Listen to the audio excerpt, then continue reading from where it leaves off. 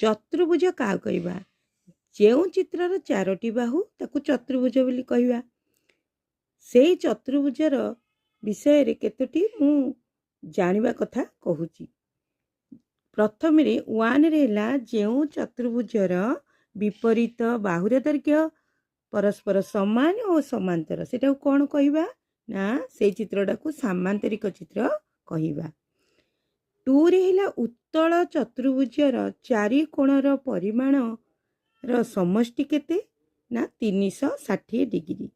Three रे हिला जो चतुर्भुजर अति कम रे गोटे जोड़ा बाहु माने विपरीत बाहु समांतर हेबो ताहाकू ट्रापिजियम बोली कहवा। फोर रे हिला जो चतुर्भुजर प्रत्येक कोण समकोण और विपरीत बाहु समान ताकू आयत चित्र बोली कहवा। फाइव रे हिला जो चतुर्भुजर बाहु मान सर्वसम ताहाकू आमे कहवा रंबस। सिक्स रे हिला जो चतुर्भुजर प्रत्येक बाहु सर्वसम और प्रत्येक कोण समकोण ताहाकू आमे को चित्र कहवा वर्ग चित्र बोली कहवा।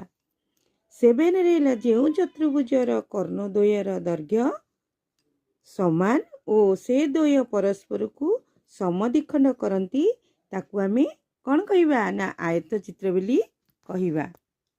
एई भली भाबरे मु चतुर्भुज विषय रे किछिटा कथा कहली।